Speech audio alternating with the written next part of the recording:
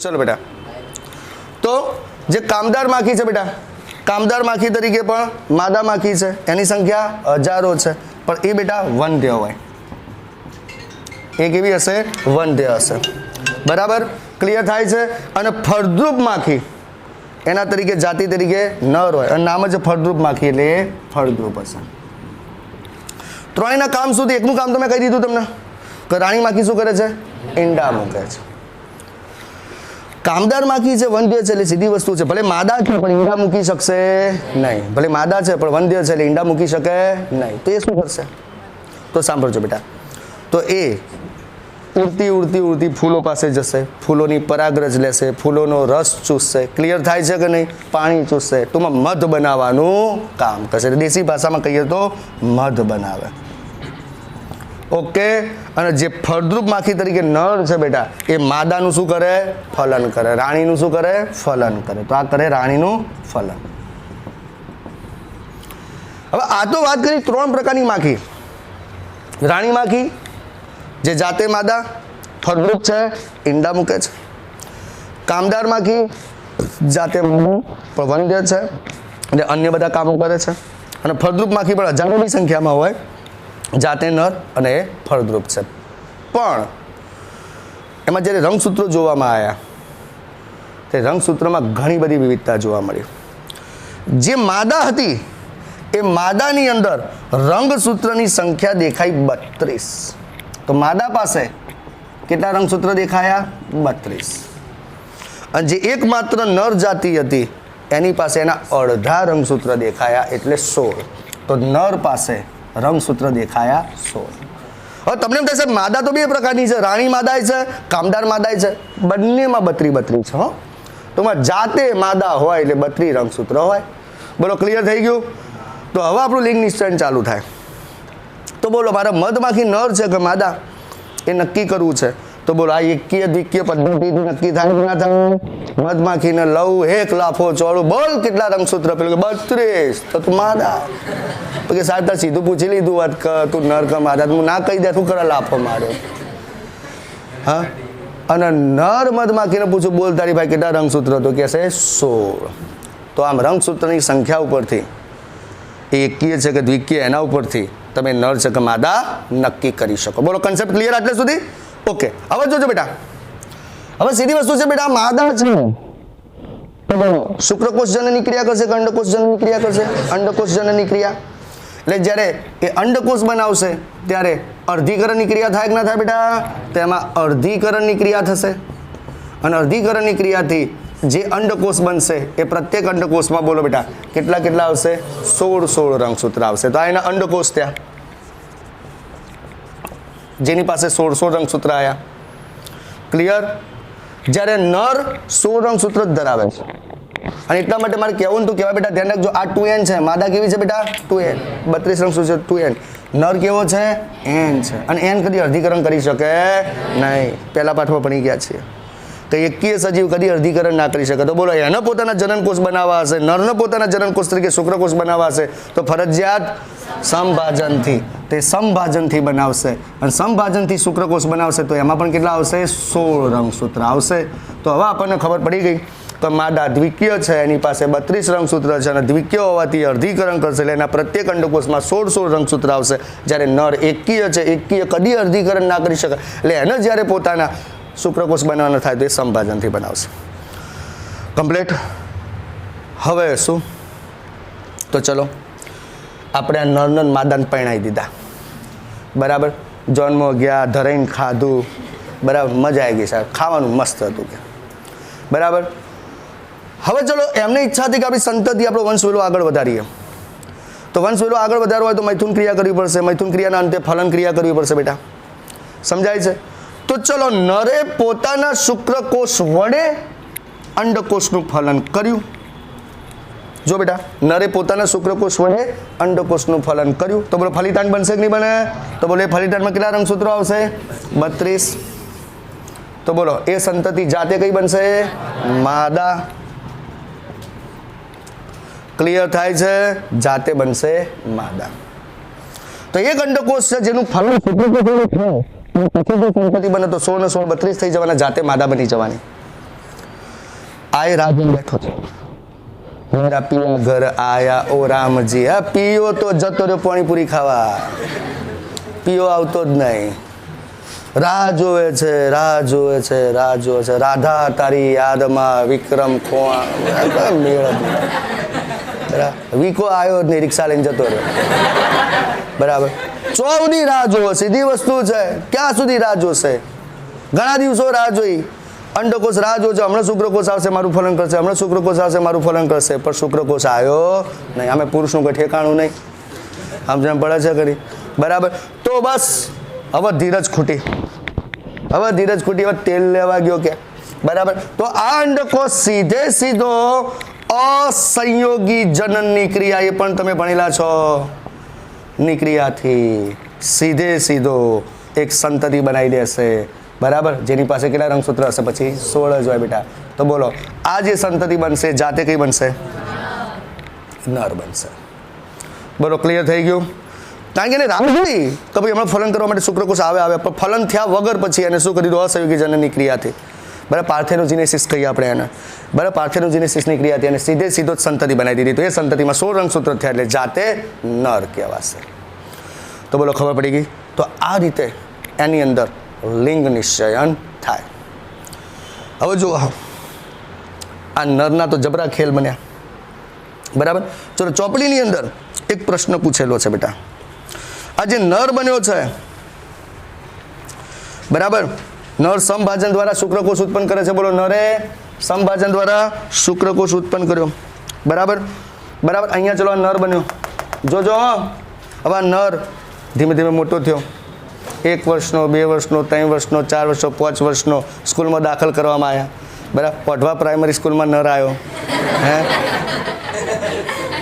મારી સ્કૂલમાં બરાબર, મને કીધું ગીતેશભાઈમાં દાખલ થવું છે, બધું હેડ ઓફિસમાં હેડ બરાબર, અંદર તિજોરી કાઢીને જનરલ રજિસ્ટર કાઢ્યું, જનરલ રજિસ્ટર કાઢ્યું, બોલ તારું નામ શું, કે જનરલ રજિસ્ટરનું નામ તો લખવું પડે કે નહીં, એ કે રમેશ પટેલ, એટલે બાપ જ નહીં કે, બોલો આ નરનો બાપ છે, એટલે આ શું બાપ મરી ગયો છે પણ નામ તો છે, સાહેબ મારો બાપ જ નહીં કે, બોલો સાચું બોલો ખોટું બોલો, એનો મતલબ કે જે નર સંતતિ બને છે એનો કોઈ બાપ હોતો, યાદ રાખવા જેવું છે ને, ચોપડીમાં લખેલું છે બેટા, સીધી વસ્તુ છે, એ તો ફલન વગર બન્યો છે બેટા, ખ્યાલ છે, એક જ પેરેન્ટલ છે એ, બીજો પેરેન્ટ એનો છે જ નહીં, તો આ નરનું કોઈ બાપ નથી. સાંભળજો બેટા, હવે હું બીજો પ્રશ્ન પૂછું છું, તેનો કોઈ પિતા નથી,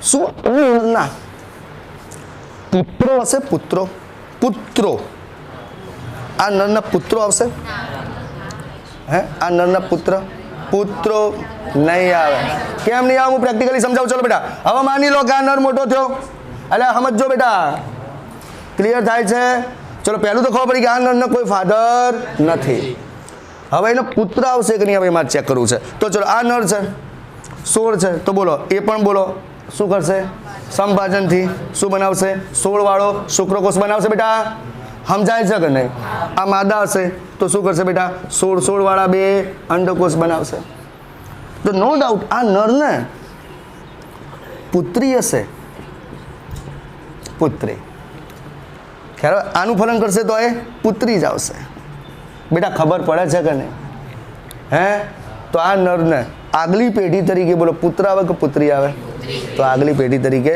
પુત્રી જ આવે, એને કદી પુત્ર હોય નહીં, સમજણ પડી, તો અંદર 2 પ્રશ્ન પૂછેલા છે, એની અંદર લખેલું છે બેટા કે આ જે નર છે તેઓને પિતા હોતા નથી, પુત્રો પણ હોતા નથી, પણ લખ્યું નથી, પણ હું કહું છું બોલો પુત્રી હોય કે ના હોય, આગળ જતા પુત્રી હોય, ચલો હવે જોજો બેટા, હજુ આગળ જોઈએ, બોલો આ નરના બોલો પૌત્રો હોય કે ના હોય, આ જ નર એના પુત્ર નથી પુત્રી છે, પણ બોલો પૌત્રો હોય કે ના હોય, કઈ રીતે પૌત્ર કઈ રીતે થાય, તો વિચારો આ જે પુત્રી છે બેટા ખબર પડે છે, એ પાછા 16 ઉત્પન્ન કરશે એમાંથી, એટલે બોલો આ પુત્રી તો હું એની હતી કે નહીં, આ હાલ બાપ છે, આ એની પુત્રી છે, આ પુત્રી આગળ જતા 16 વાળા બીજા 2 ઉત્પન્ન કરશે, આ 16 વાળાનું ફલન થઈ ગયું એટલે આ પુત્રી બની, પણ આનું ફલન ના થયું તો આ પુત્ર.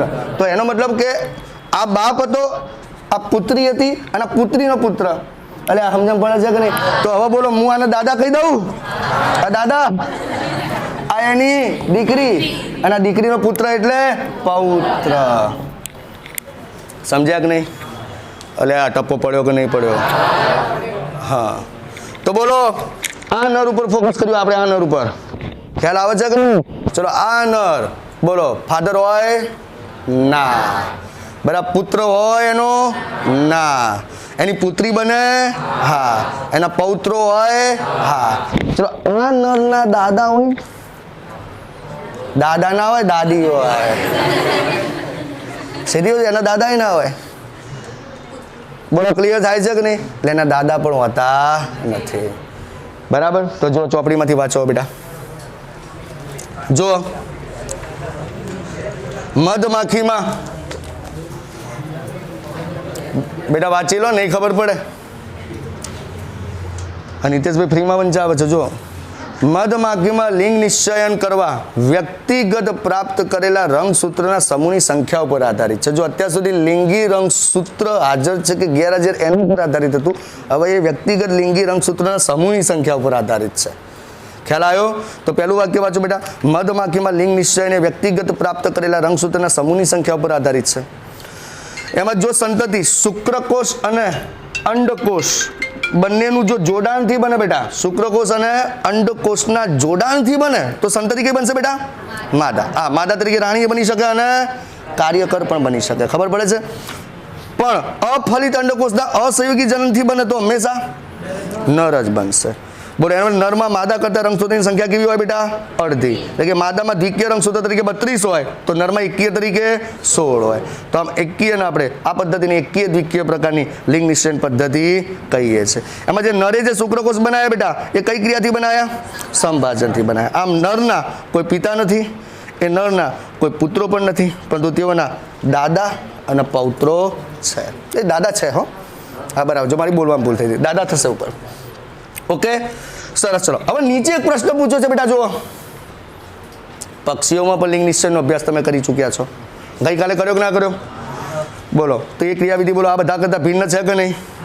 હા, તો કેમ ભિન્ન છે? કારણ કે એ રંગસૂત્રની હાજરી ગેરહાજરીના આધારે હતી, જ્યારે આ રંગસૂત્રની સંખ્યા એના સેટ ઉપર આધારિત હતું. એટલે આની પદ્ધતિ પક્ષી કરતાં એટલે અલગ પડે. હવે શું લખ્યું છે જુઓ, બાળ મરઘીની લિંગ નિશ્ચયન માટે જવાબદાર કોણ? શુક્રકોષ કે અંડકોષ? બોલો, એના લિંગ નિશ્ચયન માટે જવાબદાર કોણ? શુક્રકોષ કે અંડકોષ? તો આપણને ખબર છે એમાં વેરાયટી અંડકોષમાં છે. એની અંદર વેરાયટી અંડકોષમાં છે ઝેડ પ્રકારના અને ડબલ્યુ પ્રકારના. બેટા ક્લિયર થાય છે કે નહીં? બાકી નર તો બિચારો ઝેડ પ્રકારનો જ છે. એ તો કાલ ચલાવ્યું હતું, કાલ બધા હાજર હતા ને, એટલે એનો જવાબ તમને મળી ગયો. ઓકે, તો અહીંયા લિંગ નિશ્ચયનો પોઈન્ટ પૂરો થાય છે. હવે જો બેટા આ પાઠ તૈયાર કરવો હોય ને તો કે પાઠ લાંબો છે એટલે ગભરાઈ જઈએ આપણે. આ ગિરનાર જેવું છે. ગિરનાર ચડવો એટલે કે 9,999 પગથિયા ચડવાના છે, નહીં ચડીએ.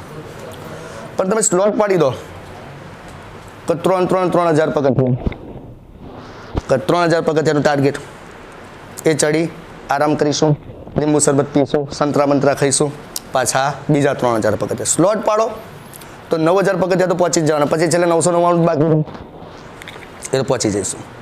આ પાઠમાં તમે સ્લોટ પાડવાનો. આ પાઠ ખરેખર 3 સ્લોટમાં વિભાજિત કરી દેવાનો. પહેલો સ્લોટ મેન્ડલ, બીજો સ્લોટ લિંગ નિશ્ચયન અને ત્રીજો સ્લોટ વિકૃતિ. બરાબર. જો પહેલો સ્લોટ મેન્ડલ એટલે યાદ કરો, જે લોકો કમ્પ્લીટલી આ પાઠ ભણ્યા હોય તો ખબર હશે, ક્રમ આખો યાદ હશે તમને. પહેલા મેન્ડલનો એક સંકરણનો પ્રયોગ, એના ઉપરથી 2 નિયમ, એક પ્રભુતાનો અને એક વિશ્લેષણનો. પછી દ્વિસંકરણનો પ્રયોગ, એના ઉપરથી 1 નિયમ મુક્ત વહેંચણીનો. તો આ મેન્ડલની નિયમિતતાઓ થઈ. પછી મેન્ડલની અસંગતતાઓ આવી. અસંગતતાઓ પછી અપૂર્ણ પ્રભુતા થઈ. અસંગતતા બધી સાથે તૈયાર કરવાની. અપૂર્ણ પ્રભુતા, સહપ્રભાવિતા, બહુજનીનિક વારસો, બહુ વૈકલ્પિક જનીન અને છેલ્લે પ્લિયોટ્રોપી. આ રીતે તૈયાર કરો મેન્ડલ આખું પૂરું. સમજાય નહીં? જો આજે 8 કે 9 થિયરી તૈયાર કરવાની થઈ. એના પછી લિંગ નિશ્ચયન તૈયાર કરો, બીજો સ્લોટ પૂરો. એટલે તમારે એમ લાગે કે આ એક પાઠ નથી 3 પાઠ છે એવું વિચારજો, તો તમને આ પાઠ અઘરો નહીં પડે. બોલો ક્લિયર? હવે બેટા આવે છે વિકૃતિ.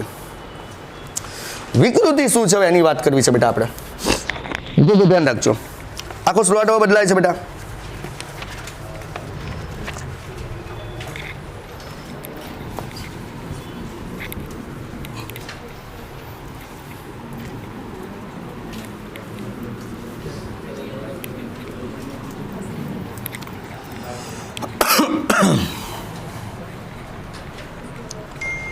જો હવે વિકૃતિની વાત કરીએ તો વિકૃતિના 3-4 ફકરાઓ શરૂઆતમાં આપેલા છે વિકૃતિની ઇન્ટ્રોડક્શન આપવા માટે, બરાબર. અને આમે ફકરા બહુ મજાના ફકરા છે, પણ શું છે, મેમરાઇઝ કરવાના છે, યાદ રાખવાના છે, સમજવાના ઓછા છે. તો વિકૃતિ માટે વાત કરીએ તો પહેલાં જ મારા મગજમાં પ્રશ્ન થાય કે વિકૃતિ શું છે. વિકૃતિને અંગ્રેજીમાં મ્યુટેશન કહેવાય. વિકૃતિ એને કહેવાય મ્યુટેશન. અને જે સજીવમાં વિકૃતિ આવે એ સજીવને વિકૃત સજીવ અથવા મ્યુટન્ટ સજીવ તરીકે ઓળખવામાં આવે છે. ખરેખર તમે જે વિકૃતિનો કોન્સેપ્ટ ભણેલા છો કે તો જોયેલો છે ને એ બિલકુલ ખોટો છે. હું તમને કહું, આ લોકડાઉન દરમિયાન ઘણી બધી સિરીઝો જોઈ આપણે, ઘણા બધા પિક્ચરો જોયા, બરાબર. ચલો, એની અંદર અમુક હોલિવૂડના પિક્ચરો હોય છે મ્યુટન્ટ સજીવ ઉપર આધારિત હોય છે, જેમ કે એક્સમેન.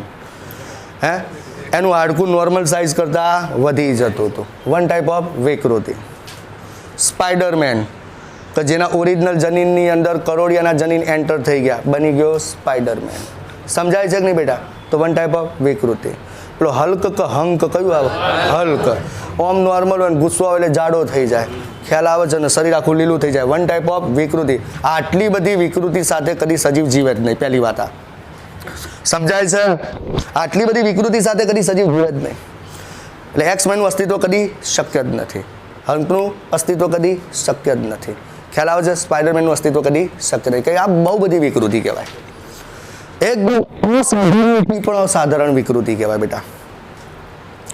એનો મતલબ એવું સજીવ જીવી ના શકે, પણ અમુક હદ સુધીની વિકૃતિ હોય ને ત્યાં સુધી જ સજીવ જીવી શકે. ઓકે. અને જેની અંદર આવી વિકૃતિ આવી જાય એવા સજીવને આપણે વિકૃત સજીવ તરીકે ઓળખીએ છીએ.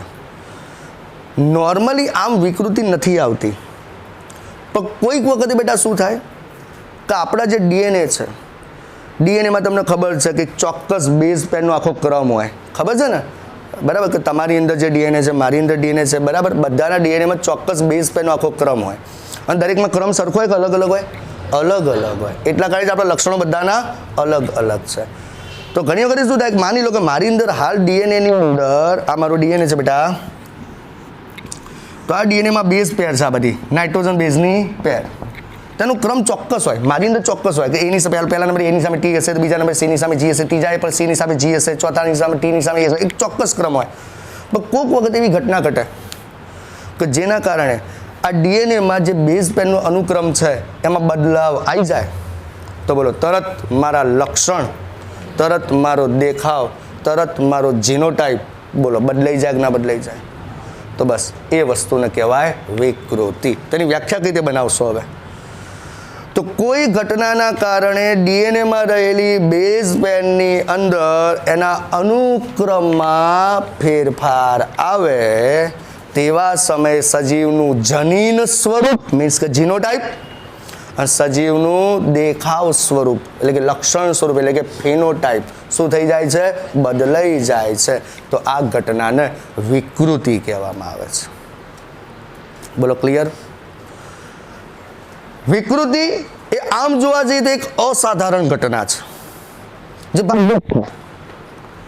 હા આ બદલાવ આપણી અંદર રેગ્યુલર પણ છે. પાછો લ્યો, એક બાજુ ઘટના છે થાય અને એક બાજુ આ બદલાવ આપણી અંદર રેગ્યુલર પણ થાય છે, પણ જે રેગ્યુલર થાય છે ને એ વિકૃતિ નથી. આમ બોલો આપણી અંદર ડીએનએ અનુક્રમમાં મેં કીધું એમ આમ અસાધારણ ઘટના છે, પણ ડીએનએ ની અંદર ન્યુક્લિયોટાઇડ અનુક્રમ બદલાય છે, બરાબર, રેગ્યુલરલી બદલાય છે. બોલો બદલાય છે ખરા આપણી અંદર? કોઈ કદી વિચાર બદલાય છે? બદલાય છે. ક્યારે બદલાય છે? ધોરણ 11માં જાઓ. ચલો ધોરણ 11માં જાઓ. ધોરણ 11 ની અંદર ચેપ્ટર નંબર 10 યાદ કરો. ચેપ્ટર નંબર 10 ની અંદર અર્ધીકરણનો ટોપિક યાદ કરો. અર્ધીકરણની અંદર અર્ધીકરણ 1 યાદ કરો. યાદ આવ્યું? ચેપ્ટર 10 અર્ધીકરણ 1 પૂર્વાવસ્થા 1 લેપ્ટોટીન, ઝાયગોટીન, પેકેટીન, ડિપ્લોટીન, ડાયકાઇનેસિસ. એમાં પેકેટીન અવસ્થા દરમિયાન યાદ કરો પેલો રીકોમ્બિનેજ ઉત્સેચક શું કરે છે કે જે જગ્યાએ વ્યતિકરણ થયેલું હોય બે રંગસૂત્રો જોડાયેલા ત્યાં જનીનોના ટુકડાની અદલા બદલી કરી નાખે છે. તો બોલો સીધી વસ્તુ છે બેટા, જનીનોના ટુકડાની અદલા બદલી થઈ તો ઓટોમેટિક ડીએનએ નો અનુક્રમ. પણ એ વિકૃતિ હાનિકારક નથી બેટા, એ આપણા માટે સામાન્ય ઘટના છે. આપણા સુધી એ ઘટનાને એડપ્ટ કરી લીધી છે, પોઝિટિવ લઈ લીધી છે એને, તો શું એને વિકૃતિ કહેવાય? ના. જેની હાનિકારક અસર થતી હોય ને, ડીએનએમાં અનુક્રમમાં ફેરફાર થાય ને એનાથી જો હાનિકારક અસર થતી હોય તો વિકૃતિ, એનાથી ફાયદો થતો હોય તેને વિકૃતિ ના કહેવાય. બોલો બેટા, ક્લિયર થયું? 100%, 100%. તો પહેલો ફકરો વાંચો, ખબર પડશે. જો બેટા પહેલો ફકરો વાંચો. જો શું લખ્યું છે? જો બેટા, વિકૃતિ એક એવી ઘટના છે જેના પરિણામે ડીએનએના અનુક્રમમાં વૈકલ્પિક બદલાવ પ્રેરાય છે અને જેના પરિણામ સ્વરૂપે સજીવના જનીન પ્રકાર એટલે જીનોટાઈપ અને સજીવના સ્વરૂપ પ્રકાર એટલે ફિનોટાઈપમાં પરિવર્તન આવે છે. તો બોલો વિકૃતિની વ્યાખ્યા આવી ગઈ કે ના આવી ગઈ? હા. તો બોલો આ વ્યાખ્યાનમાં રીતે લખ્યું બોલાય કે જે ઘટનાથી સજીવના ડીએનએના અનુક્રમમાં વૈકલ્પિક બદલાવ થાય એના પરિણામ સ્વરૂપે સજીવનો જનીન પ્રકાર અને સ્વરૂપ પ્રકારમાં પરિવર્તન આવે તે ઘટનાને વિકૃતિ કહેવાય. બોલો બોલાય કે ના બોલાય? હા. પણ આપણીને જે પુનઃસંયોજન છે, પુનઃસંયોજન વ્યતિકરણ વાળું, એના સિવાયની વિકૃતિ અસાધારણ છે. એટલે બોલો પુનઃસંયોજન જે થાય વ્યતિકરણ એનો અસાધારણ, એ સાધારણ છે, એ તો થવાની જ, એને વિકૃતિ નહીં કહેવાનું. એટલે સમજાય છે કે નહીં? એટલે પુનઃસંયોજન સિવાયનો જે બદલાવ છે વિકૃતિ. પુનઃસંયોજનથી પણ જનીનો બદલાય છે પણ એ વિકૃતિ નહીં, એ સાધારણ ઘટના. પણ પુનઃસંયોજન સિવાય જે બદલાવ આવશે તો એને કહેવાશે વિકૃતિ. બોલો કન્સેપ્ટ ક્લિયર થઈ ગયો? 100% ખબર પડી ગઈ? 100% ને? ઓકે. તો ચલો, વિકૃતિનો મતલબ ખબર પડી ગઈ આપણને. હવે આપણને પ્રશ્ન થાય સાહેબ આવું બદલાવ કઈ રીતે આવતો છે? પેલો વ્યતિકરણ દ્વારા તો બદલાવ આવે છે, અમે ભણીને આવેલા છીએ, પણ એને તો તમે વિકૃતિ કહેતા નથી. એ તો કીધું છે એકદમ સાધારણ ઘટના છે, તો થવી જ જોઈએ. અને થાય છે એટલે જ આપણે મા બાપ કરતાં થોડાક અલગ દેખાઈએ છીએ. ખબર પડે છે કે નહીં? તો પછી આ વિકૃતિ કઈ રીતે થતી હશે? તો સાંભળો બેટા, એના માટે તમને 3 વસ્તુનો ભેદ ખબર હોવી જોઈએ કે રંગસૂત્ર શું છે, ડીએનએ શું છે અને જનીન શું છે. 3નો ભેદ ખબર હોવી જોઈએ. તો ચલો 3નો ભેદ તમને કહી દઉં. હકીકતમાં આ વસ્તુ આમ તો આના પછીના પાઠમાં ભણવાનું આવે, પણ હાલ હું તમને કહી દઉં કારણ કે આજે જરૂર પડે છે. ઘણા લોકોને ડીએનએ અને જનીનનો ભેદ બિલકુલ ખબર નથી.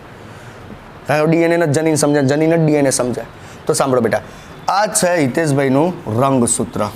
હિતેશભાઈ લાંબા એટલે એમનું રંગસૂત્ર પણ લાંબુ. એવું ના હોય લ્યા, પાછા અમુક લોકો તો આ યાદ રાખો. હા, જો લાંબુ એટલે સજીવ લાંબુ બને, બરાબર. અને તમને ખબર છે રંગસૂત્ર પર બેટા શું હોય? આ ડીએનએ હોય, સળંગ લંબાયેલો હોય, બરાબર.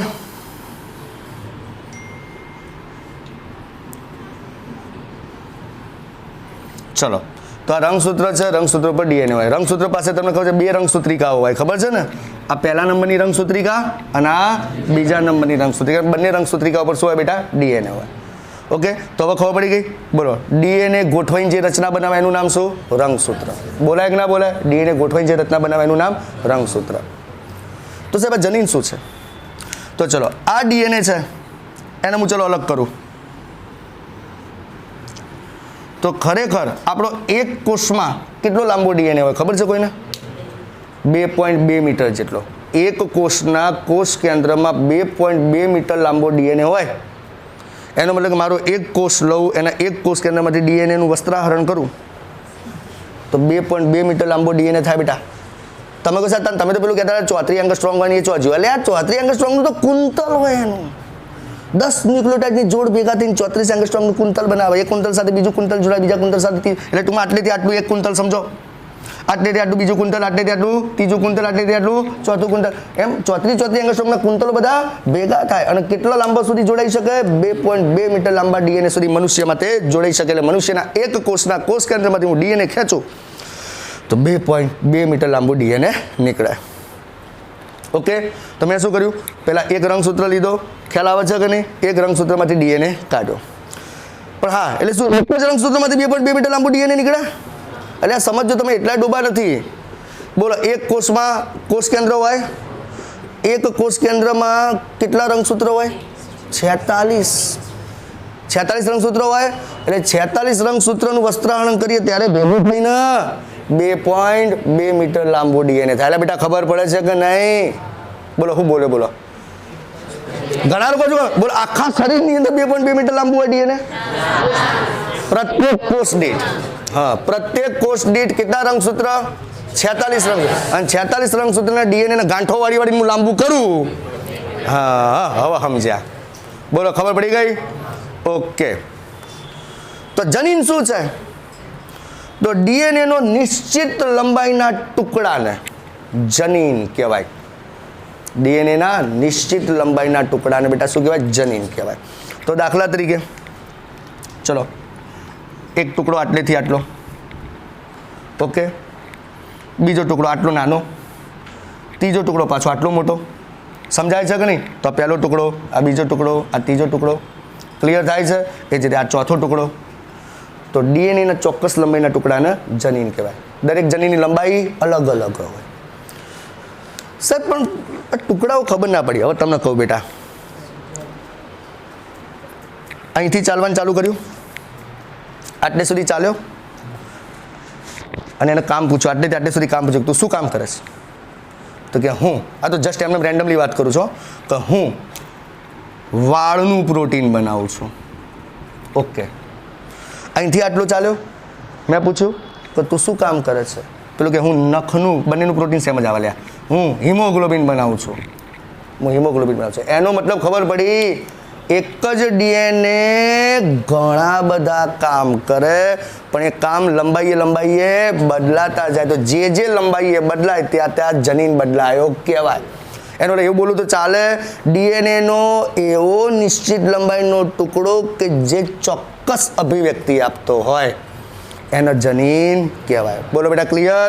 તો બોલો એક ડીએનએ ઉપર આવા તો ઘણા બધા જનીનો હોય જે ઘણા બધા લક્ષણોની અભિવ્યક્તિ આપતા હોય. બેટા ખબર પડી ગઈ હવે? તો ડીએનએ ગોઠવાઈને શું બનાવે? રંગસૂત્ર. અને ડીએનએ નો નિશ્ચિત લંબાઈનો ટુકડો કે જે જુદી જુદી અભિવ્યક્તિ આપતો હોય એને શું કહેવાશે બેટા? જનીન. હવે આપણે વાત કરીએ બેટા તો પુનઃસંયોજન સિવાય જો ડીએનએ નો અનુક્રમ બદલાય તો એને આપણે વિકૃતિ કહીએ છીએ. તો કઈ રીતે બદલાય? તો બેટા બે રીતે બદલાય. બે રીતે. ક્યાં તો એકના એક બેઝ પેર રિપીટ થઈ જાય, ક્યાં તો કોઈ બેઝ પેર ડિલીટ થઈ જાય. હવે સમજો, માની લો કે આ ડીએનએ મારો છે, સમજો આ ડીએનએ મારો છે, અને આ ડીએનએ ની અંદર હવે આપણે એક કામ કરીએ, મારી બેઝ પેર લખી દઉં છું. બેટા ધ્યાન રાખજો, ATCGGCGCTAT. ઓકે. તેની સામે તમને ખબર હશે બેટા, એની સામે TAGCC, સીની સામે G, જીની સામે C, સીની સામે G, ટીની સામે A, એની સામે T, ટીની સામે A. ઓકે, બરાબર? ક્લિયર? તો આ બેઝ પેરને થોડી વ્યવસ્થિત લખી દો. આ ડીએનએ ઉપર બતાવે એમને બતાવી દઉં. ચલો બેટા, ATCGGCTAT. ઓકે. પેલી બાજુ બીજી TAGCCGCGATA. તો આ હિતેશભાઈનો નોર્મલ ડીએનએમાં બેઝ પેરનો અનુક્રમ છે. ઓકે. પણ હવે કોક એવા રેડિયો એક્ટિવ કિરણો મારા શરીર ઉપર પડ્યા, ક્યાં તો પછી પારજાંબલી કિરણો મારા ઉપર શરીર ઉપર પડ્યા, તો એવા સમયે ઘણી વખતે શું થશે? જોજો બેટા, ATCGCGCGCTAT. તો TAGCCGCGCGATA. બોલો શું દેખાય છે? આ નોર્મલ હિતેશભાઈ છે, બરાબર? અને આ નોર્મલ હિતેશભાઈ ઉપર કોઈ પારજાંબલી કિરણો પડી ગયા, ક્યાં તો કોઈ રેડિયો એક્ટિવ કિરણો પડી ગયા, અને એના કારણે હવે એમનું ડીએનએ આવું થઈ ગયું. બોલો શું દેખાય છે તમને? એકના એક બેઝ પેર અહીંયા રિપીટ થયો. બેટા જો ક્યાં રિપીટ થયો? જોજો બેટા, અહીંયા ક્યાં જતો રહ્યો? GC બે વાર જ હતા. હા કે ના? નોર્મલ હિતેશભાઈમાં GC બે વાર જ હતા. જ્યારે અહીંયા તમે જોઈ શકો છો GC 3 વાર થઈ ગયા, એટલે GC 2 વાર હોવાના બદલે 3 વાર થઈ ગયા. તો બોલો અનુક્રમ બદલાયો કહેવાય કે નહીં? બસ આનું નામ વિકૃતિ. ખાલી આટલો બદલાવ આવશે, હિતેશભાઈને હલાવી દેશે, લાગે તો મૃત્યુની નજીક લઈ જશે. સમજાય છે? અને ખાસ કરીને કેન્સરના કોષોમાં આવી ઘટના થાય છે. તો ડીએનએનો અનુક્રમ દ્વિકૃતિ, આને દ્વિકૃતિ કહેવાય. દ્વિકૃતિ પામી જાય, જેના કારણે બોલો કાર્ય એના રહેશે. આમ તો નોર્મલી ચલો આટલો ટુકડો હતો, મારું કોષ વિભાજન કંટ્રોલ કરતો હતો. માની લો કે આટલો જનીનો ટુકડો તો મારું કોષ વિભાજન કંટ્રોલ કરતો હતો, પણ બોલો હવે એમાં બદલાવ આવી ગયો બેટા, તો શું મારું કોષ વિભાજન કંટ્રોલ થાય? તો બોલો એનું નામ કેન્સર, ગાંઠ બની જશે. સમજ્યા તમે?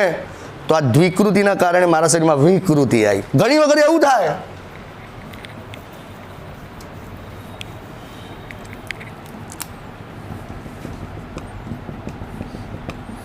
બોલો શું થયું?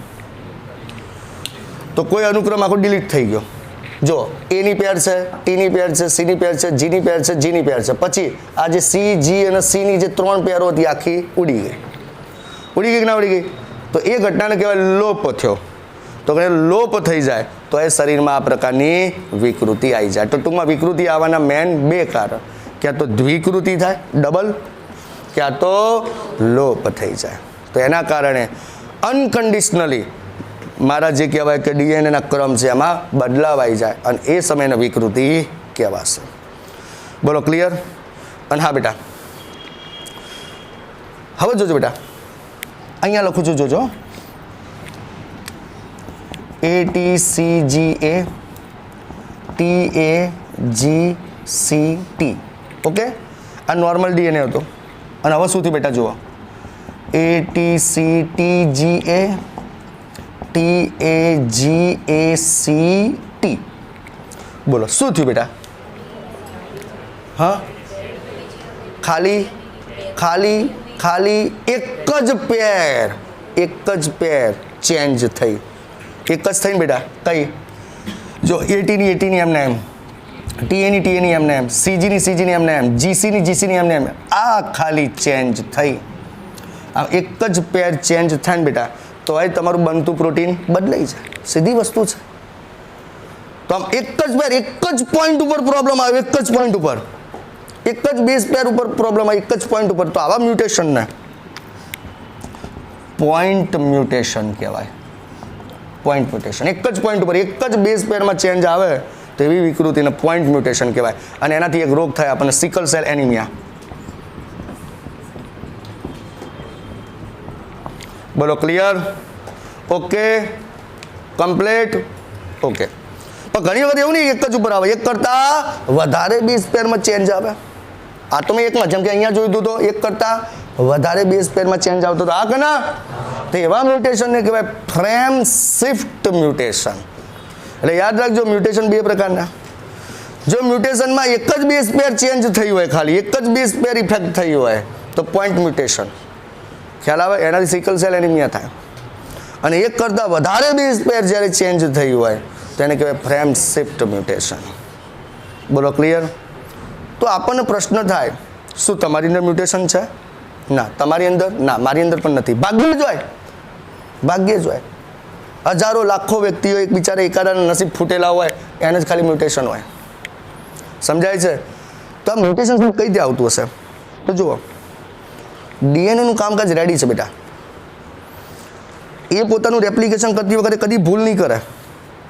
તમને ખબર છે કોષ વિભાજનમાં S તબક્કા દરમિયાન એનું રેપ્લિકેશન થાય છે, ખબર છે? G1 S અને G2 તબક્કો આવતો હતો.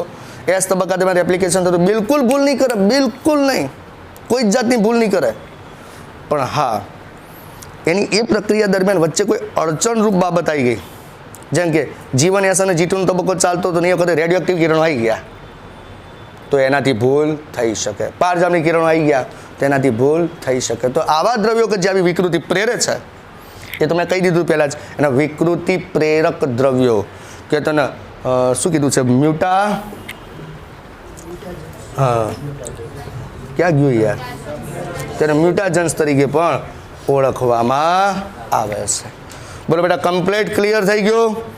તો અહીંયા આગળ આજના 2 પોઈન્ટ પૂરા થઈ ગયા. એક્ય દ્વિકીય અને વિકૃતિની ઇન્ટ્રોડક્શન. એક એક લીટી મેં લઈ લીધેલી છે. પહેલો ફકરો તમે વાંચીને પણ બતાવી દીધો. બાકીના હવે તમે વાંચી લો, ના ખબર પડે તો મને પૂછી લો. ચલો જલ્દી બેટા.